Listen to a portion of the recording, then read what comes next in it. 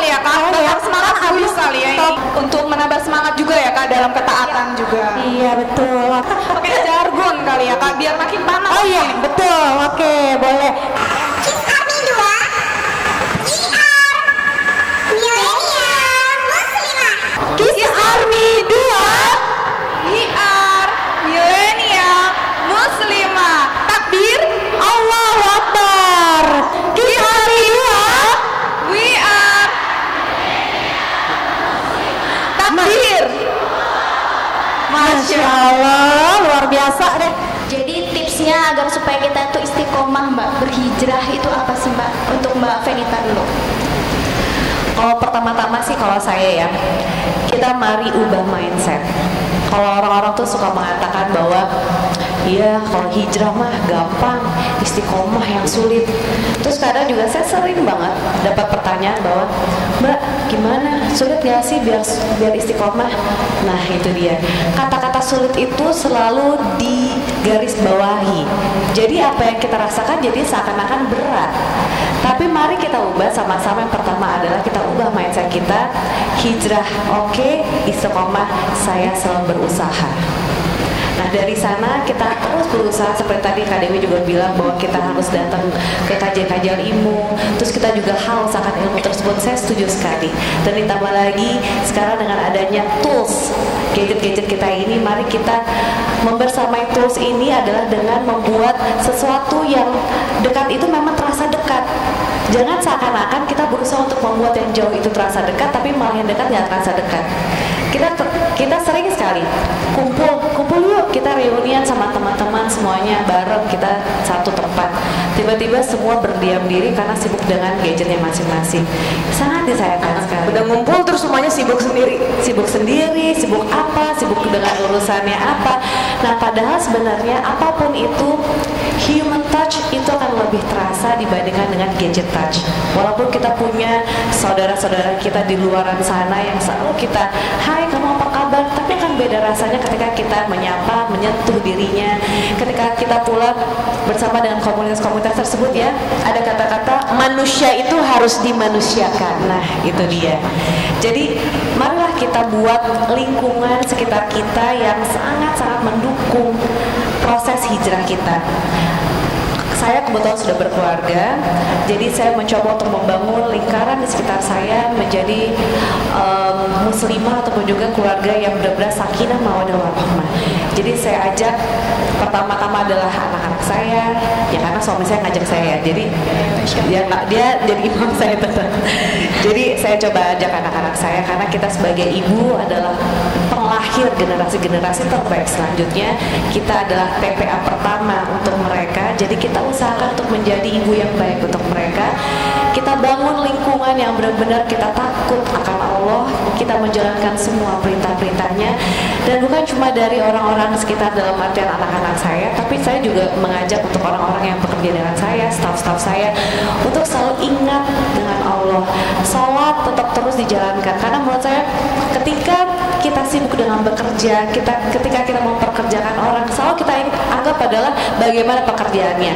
Tapi padahal yang kita harus ingatkan adalah bagaimana kita beribadah bersama-sama. Ketika kita sudah mendapatkan lingkungan yang baik, insya Allah ketika di luar pun kita tidak gampang tergoda.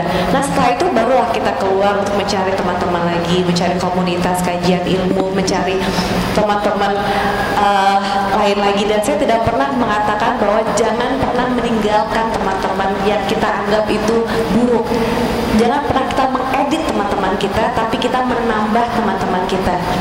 Karena dengan sendirinya ketika kita mencoba untuk bersama dengan komunitas-komunitas baik, otomatis kita pun juga akan menambah juga dengan teman-teman yang soleha. Dan alhamdulillah di sini saya menambah lagi nih teman-teman saya, banyak banget yang soleha-soleha.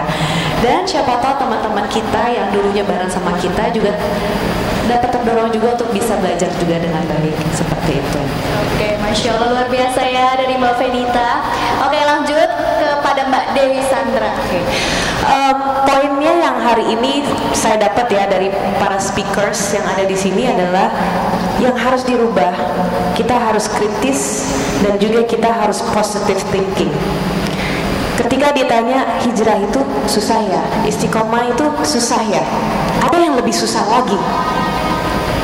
Ada yang lebih lebih susah lagi? Ada yang tahu? Yang lebih susah lagi tidak hijrah dan tidak istiqomah. Nah, ketika kita berubah seperti yang dikatakan Venita, mindset itu dirubah dan kita lihat positifnya, ya Allah dikasih hidayah, bisa ambil keputusan-keputusan dalam kehidupan kita yang insya Allah nih bisa membuat kita menjadi muslimah yang lebih baik lagi. It's a process, itu memang proses, dan kembali lagi, there is no shortcut proses. Tidak ada shortcut. Kita harus lewatin fase demi fase, tapi harus kita nikmatin. Kalau kita bawanya kajian lagi nih, kemarin barusan kajian, aduh harus belajar lagi nih, aduh sholat lagi. Terus kapan mau baiknya, kapan mau pinternya? Kita harus nikmatin itu. Ini sesuatu yang mahal banget, nggak semua orang dapat. Jadi enjoy the process, nikmatin itu proses. Dan satu lagi, karena Shelly suka quotes, I am a big fan of quotes as well. Ini quotes dari Mark Zuckerberg. Semuanya kenal ya? Tentunya di sini Mark nggak kenal secara pribadi, tapi kita tahu dia siapa. Quotesnya adalah, the biggest risk a human being take is not taking the risk at all. Resiko paling besar yang diambil sama manusia adalah ketika dia tidak mengambil resiko itu sama sekali. Jadi kita diem aja, apalagi masih muda, diem aja. Itu adalah hal yang paling membahayakan. Kenapa? Karena justru ini masa-masa produktivitas kalian itu lagi puncak-puncaknya. Apapun yang kalian pilih sekarang, apapun yang kalian lakukan sekarang, itu akan menentukan masa depan. Seperti quotes dari Margaret Thatcher. Jadi, ayo kita kritis, ayo kita positive thinking, dan ayo kita lakukan sesuatu. Do something. Do something. Why? Karena ini buat diri kita sendiri. Jadi harapan kami sama-sama nih ya, kita semua belajar, kita semua bisa istiqomah, kita semua bisa memahami apa sih resikonya kalau tidak istiqomah. Ya itu, ada resikonya kan. You're not doing anything, dan semua itu pasti akan dinilai, akan dihisap. Semuanya. Kita duduk di sini dihisap, nanti yang diposting apa dihisap, nanti kita makan apa nggak dihabisin nasinya dihisap. Semuanya, sekecil apapun, itu harusnya menjadi trigger kita. Saya pun juga sekarang ini lagi berusaha untuk belajar gimana sih caranya nikmatin yang namanya baca Al-Quran. Ya Allah, itu setiap ketemu ustazah saya kayaknya kok nggak pinter-pinter ya kayaknya ya. Tapi itu proses yang aku nikmatin. Why? Karena aku tahu Allah itu juga maha baik. Ketika kita bisa baca dengan baik, kita terbata-bata, apa yang dilakukan Allah? Ditambahkan kan pahalanya jadi 2 kali. Jadi Allah itu bukan melihat hasil, setahu saya, tapi Allah itu adalah Tuhan yang benar-benar pengen lihat nih hambanya ini mau berproses dan berikhtiar, berusaha seperti apa. Dan ketika kita all out, pasti Allah akan memberikan kemudahan dengan caranya, dengan waktunya, dengan pertolongannya. Itu janji Allah. Jadi itu yang membuat aku semangat. Enggak, aku pasti bisa. Allah nggak mungkin mengabaikan hambanya yang bersungguh-sungguh. Setuju? Nah, pertanyaannya adalah, kita setengah-setengah apa sungguh-sungguh? Jadi kalau kita, ayo kita diskusi sama diri kita sendiri. Ini kita lagi belajar sungguh-sungguh apa bercanda? Ini kita hijrah lagi sungguh-sungguh apa bercanda? Kita lagi pengen istiqomah sungguh-sungguh apa ya udahlah, udah kecemplung, tanggung, maju mundur, kena. Ya udahlah, kita nggak bisa. Setiap hari kita harus bertanya, berdiskusi, dan juga kita minta pertolongan sama Allah. Lagi-lagi, siapa yang bersungguh-sungguh, Allah pasti akan memberikan pertolongannya. Yakin dengan itu. Wardah.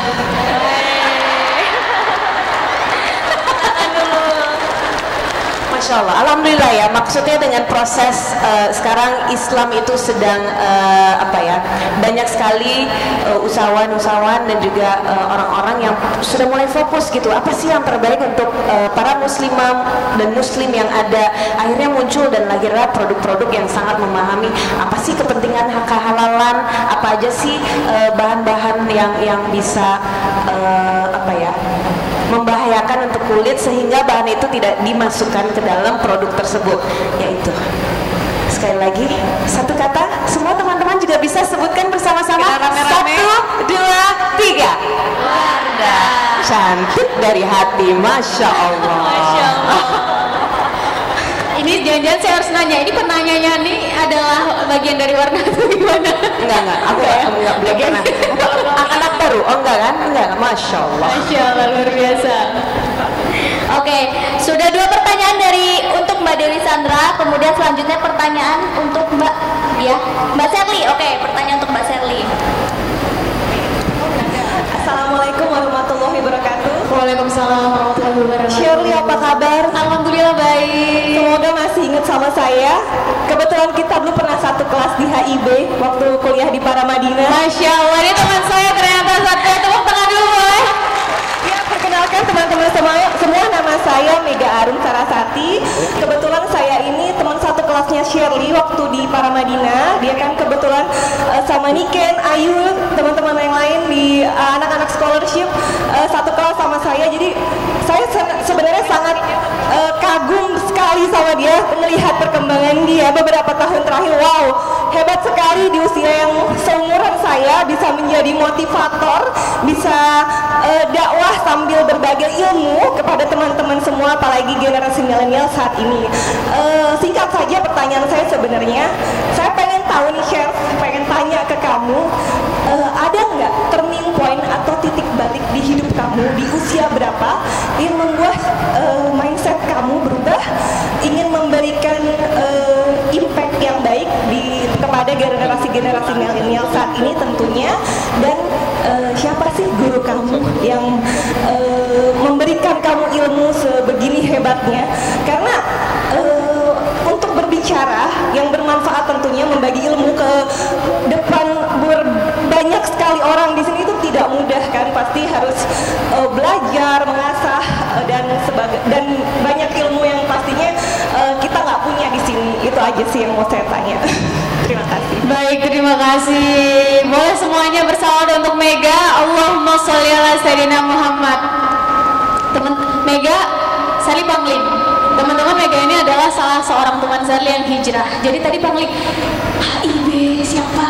Jadi dulu beliau ini bukan bermaksud mengini masa lalu, tapi beliau ini dulu tidak menggunakan hijab. Jadi ketika penampilannya cantik sekali seperti Sherly Pangling, Masya Allah, Mega hadir ke sini bersama-sama dengan kita. Kali ini boleh tepuk tangan untuk Mega. Terima kasih sudah hadir Mega. Semoga ini mewakili pertanyaan teman-teman yang ada di sini. Yang pertama adalah turning point, yang kedua siapa guru. Saya mulai dari pertanyaan kedua, bahwa pada akhirnya semua yang saya temui adalah guru Sherly. Hari ini teman-teman, sadar atau tidak sadar, suka atau tidak suka, teman-teman tengah mentransfer semangat untuk Sherly. Teman-teman tengah mengajarkan Sherly bahwa luar biasa ketika kemudian dilihatkan untuk menuntut ilmu, untuk berbagi, untuk sharing, terkumpul sedemikian banyak, dan Sherly pikir kita punya satu niatan yang sama untuk mendapatkan ilmu baru. Dan hakikatnya di sini bahkan dengan mendengar para pembicara dan mendengar jawaban dari pertanyaan tadi, Sherly banyak bertanya, banyak menuntut ilmu, banyak dapat hal baru.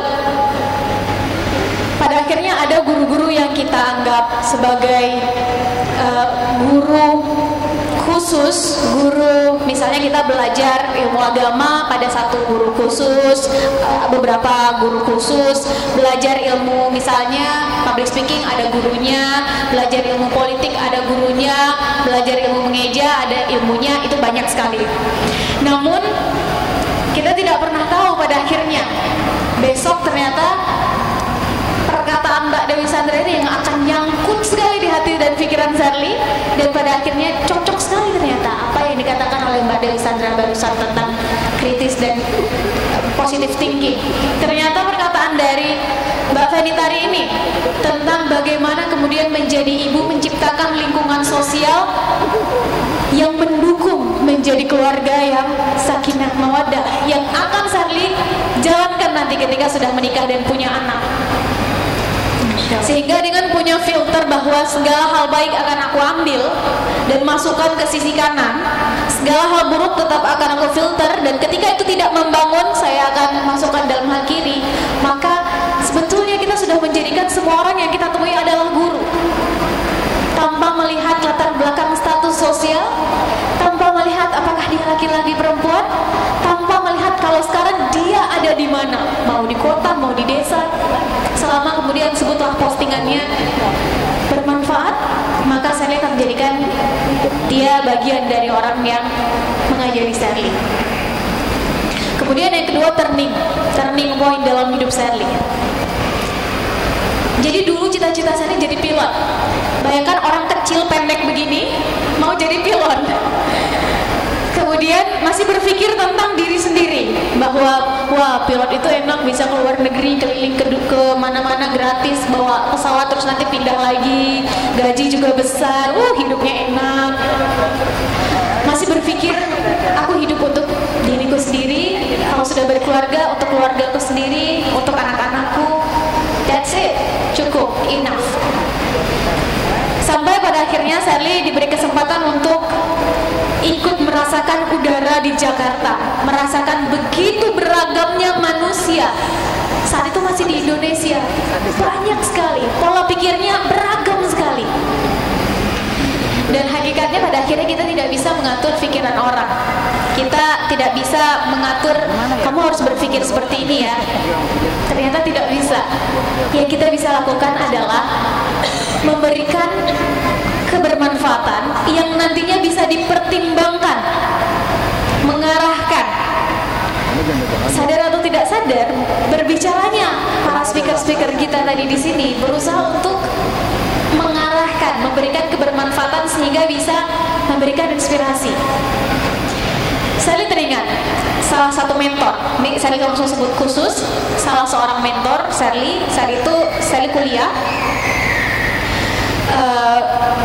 Kalau masih ingat Pak Ferry, dia salah seorang dosen teman-teman di Paramadina. Beliau bilang begini, Sherly, kalau memilih orang paling pintar di Indonesia banyak yang lebih pintar dari kamu. Karena saat itu saya beasiswa. Kalau memilih orang yang berprestasi, ada banyak sekali orang yang olimpiade sampai tingkat internasional yang seharusnya dipilih. Tapi kita hidup bukan untuk diri sendiri. Kita makhluk sosial, warga negara, makhluk ilahi. Dari tiga tadi, kita hidup sebagai makhluk sosial, warga negara, makhluk ilahi. Ketiga-tiganya ada satu irisan teman-teman, kita nggak bisa hidup sendiri. Kalau ada teman-teman yang mau membantu Sherly di sini menjawab apa aktivitas kita yang kita lakukan sendiri tanpa ada bantuan orang lain. Ada? Ada? Oke. Beberapa kali pertanyaan Sherly coba tanyakan, jawabannya berjalan kaki. Kan kaki kita sendiri, yang buat aspalnya siapa? Saya beli mobil pakai uang saya sendiri, yang bikin mobilnya siapa?